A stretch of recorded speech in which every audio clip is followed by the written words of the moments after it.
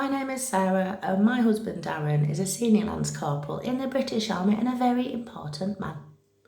This week, my Darren, in between watching the Olympics and bemoaning why the fuck is breakdancing an Olympic event and why is a grown man dicking about on a BMX, he has been watching the news and shouting at the telly while the current spate of riots goes on with the Mandem trashing their own towns.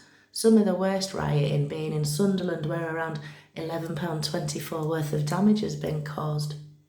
According to the senior Lance Corporal, his mate once bought a house in Sunderland and found a tenner in a biscuit tin which doubled the value.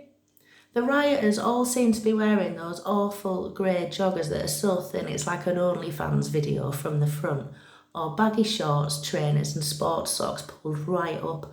They must be reddies in those knitted balaclavas. The reason the senior Lance Corporal is throwing cushions at the TV and becoming increasingly agitated is because he's waiting for the inevitable cry of "Get the army in!" The army has got important army shit to do and doesn't have the manpower to do its own job, let alone the police's. The unoriginal shouts of "I pay your wages" is wearing pretty thin too. I'm not a betting woman, but I reckon 90% of the knobheads shouting it have never worked a day in their lives anyway. They don't seem to comprehend the fact that the police pay tax, so in essence actually pay their own wages, as do the army.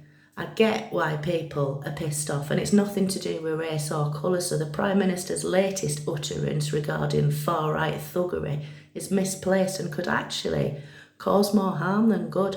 Leave the army out of it. The police are doing their best with what they've got, and the remaining army is busy cutting my lawn this weekend while the other three are manning the fax machine.